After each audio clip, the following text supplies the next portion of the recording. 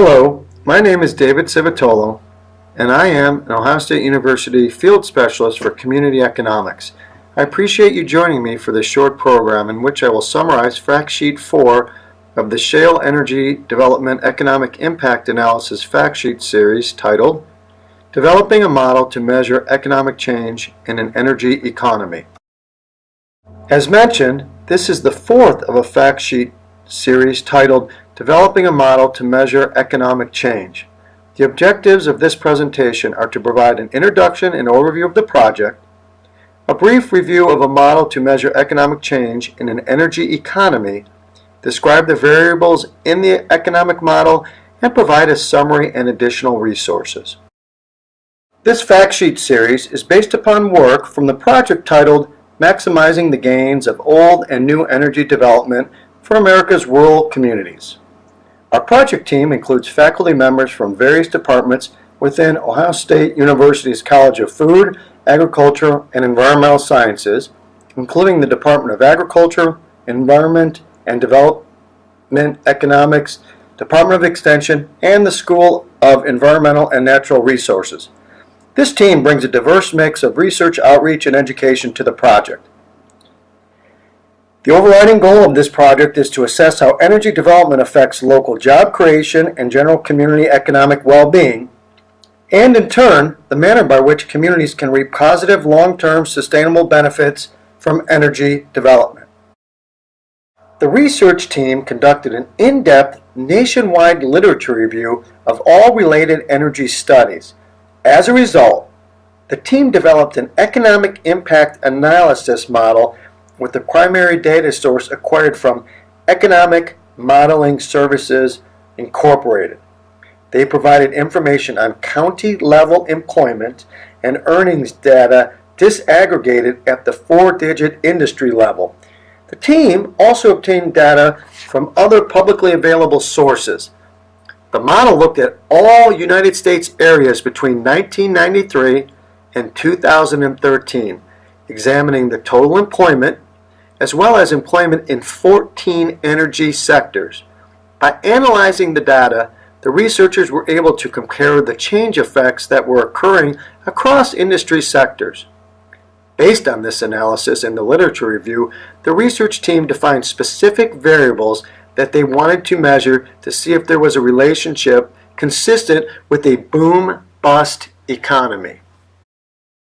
What makes this model unique in comparison to previous research is that the scope combines a variety of variables including community size, time frame, energy resource potential, economic sector, the geography, historical intensity of energy infrastructure, and a host of other demographic and educational attainment variables. The following is a summary of those variables.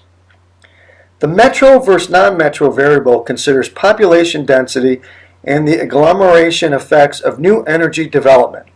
A metropolitan statistical area consists of one or more counties containing a city with a population greater than 50,000. The time difference variable considers the dynamic time path for the energy boom over a 1, 3, 6, and 10-year time period. This variable helps to assess the economic impacts of newly developed energy-related sectors along with new supply chains that could be established and reveals other sectors that could be crowded out. The instrumental variable considers the energy resource potential of a geographical area while accounting for the endogeneity bias. Three measures, including the thickness of shale deposits, historical drilling intensity, and the recoverable resource reserves, are used as instruments. The industry mix variable considers the change in other industry sectors to determine the influence of new energy development. The industry mix variable can demonstrate the multiplier effect of the new energy development in comparison to economic shocks from non-energy sectors.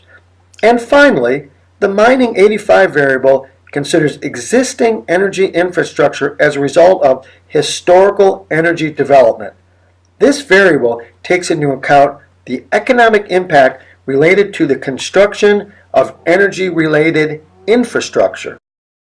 The research team's model is very complex and indicates that there is no one single factor that can best predict the economic impact of an energy shock, but the model provides a comprehensive approach to a multifaceted economic issue. Detailed analysis, discussion, and tables of the modeling results are available in the full report titled Economics of Modern Energy Boomtowns. Do oil and gas shocks differ from shocks in the rest of the economy?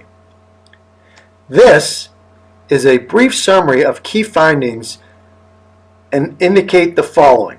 For impact on non-metro counties, positive effects are shown to increase with time, peaking at 6 years and declining afterwards. Also, for impact on non-metro counties, between 2001 and 2013, an average county experienced 0.1% annual job growth due to the energy sector. Third, construction, transportation, and warehousing, wholesale trade, accommodation and food, and real estate are the industries that benefited most in terms of new employment. In contrast, manufacturing and agricultural lost some jobs. And the fourth impact on non-metro counties is comparing the job creation effects of energy shocks to equal-sized shocks in the rest of the economy. Growth elsewhere in the economy generally had larger net positive spillovers. Now, for impact on metro counties, the effects of energy sector expansion on metropolitan employment are less pronounced compared to non-metropolitan counties. Also, after 1 year, estimates show a crowding out of jobs in other sectors of the economy as the energy sector expands. Third, crowding out causes the manufacturing sector to decline as a result of energy sector expansion. And finally, employment in transportation and warehousing sectors increased after 1 year.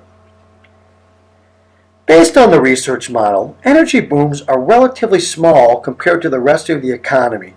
Given a long-term perspective, a diversified local economy has a greater growth potential compared to an economy relying on jobs from an energy boom. Local governments should consider a comprehensive approach to economic development and not an over-reliance on the energy sector as an answer to viable community economic growth. Fact sheets 5 and 6 outline economic development and community planning strategies in further detail. This presentation is based upon work from the project titled Maximizing the Gains of Old and New Energy Development for America's Rural Communities at The Ohio State University College of Food, Agricultural, and Environmental Sciences. On behalf of the team, we acknowledge and appreciate the support of the USDA NIFA Agricultural and Food Research Initiative program. Thank you for joining in on this short presentation. To access the Shale Energy Development Economic Impact Analysis Fact Sheet series in its entirety and for additional shale energy economic analysis reports, I encourage you to visit go.osu.edu/energyecon. Thank you.